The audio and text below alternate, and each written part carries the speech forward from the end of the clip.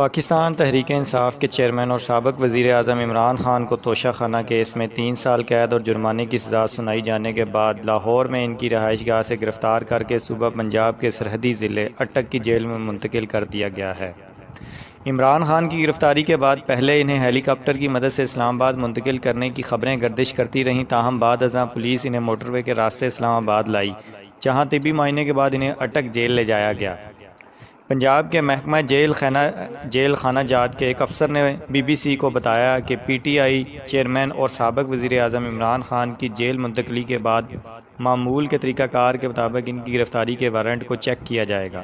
اس کے بعد ان کا اگر کوئی سابقہ میڈیکل ریکارڈ یا رپورٹ ہو تو اس کی جانچ کی جائے گی، جس کے بعد جیل میں ہی ان کا ایک تازہ میڈیکل ٹیسٹ کروایا جائے گا۔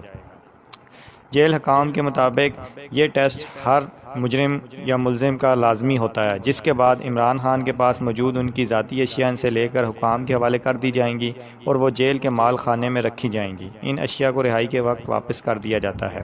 جیل حکام کے مطابق سابق وزیر اعظم عمران خان کے میڈیکل ٹیسٹ اور ان سے قیمتی اشیاء لینے کے بعد انہیں بیرک میں منتقل کر دیا جائے گا۔ پنجاب کی جیلوں میں قیدیوں کو 3 کیٹیگریز میں رکھا جاتا ہے۔ سی یا کامن کیٹیگری میں ان قیدیوں کو رکھا جاتا ہے جو قتل، ڈکیتی، چوری، لڑائی جھگڑے اور معمولی نوعیت کے مقدمات میں سزا یافتہ ہوں۔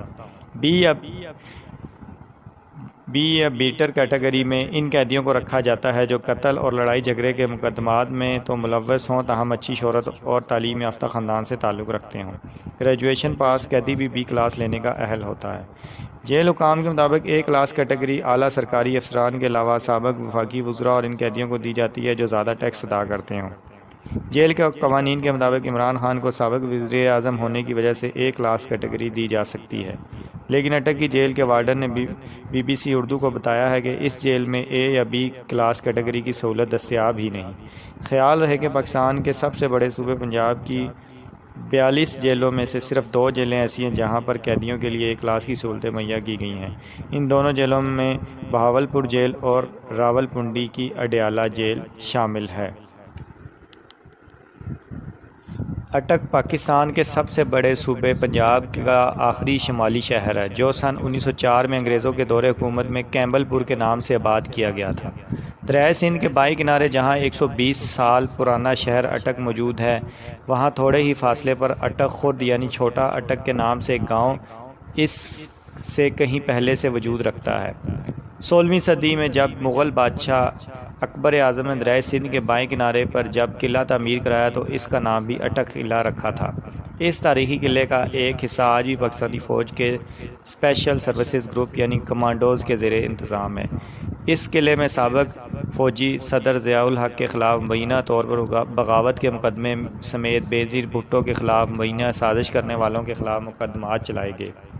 1999 میں ملک میں فوجی بغاوت کے بعد سابق وزیر اعظم نواز شریف بی سی قلعہ میں قید رہے اور پیپلز پارٹی کے رہنما آصف علی زرداری کے خلاف مقدمات کی سماعت بھی اسی تاریخی قلعے میں ہوتی رہی ہے اور وہ ایک طویل عرصہ تک یہیں قید رہے۔ اٹک کی ضلعی جیل شہر کے قیام کے 1 برس بعد 1905 میں قائم کی گئی اور پنجاب کے محکمہ جیل خانہ جات کی ویب سائٹ کے مطابق یہاں 539 قیدی رکھنے کی گنجائش ہے، جبکہ اس وقت وہاں اس سے کہیں زیادہ یعنی 804 افراد قید ہیں۔ اس جیل میں ماضی میں بھی سیاستدانوں کو قید کیا جاتا رہا ہے۔ رواں برس فروری میں تحریک انصاف نے جب جیل بھرو تحریک کا آغاز کیا تھا تو پارٹی کے وائس چیئرمین شاہ محمود قریشی کو 1 مہینے کے لیے اٹک جیل بھیجا گیا تھا۔ اس سے قبل مسلم لیگ نون کے رہنما اور ایفی ڈیرین کیس میں عمر قید کی سزا پانے والے حنیف عباسی بھی کچھ عرصہ کے لیے اس جیل میں قید رہ چکے ہیں۔ انہیں ابتدائی طور پر اڈیالہ جیل میں رکھا گیا تھا، تاہم جیل سپرنٹنڈنٹ کے دفتر میں نون لیگ کے قائد نواز شریف، مریم نواز اور کیپٹن صفدر کے ساتھ ملاقات کی خبریں سامنے آنے کے بعد انہیں اٹک جیل منتقل کر دیا گیا تھا۔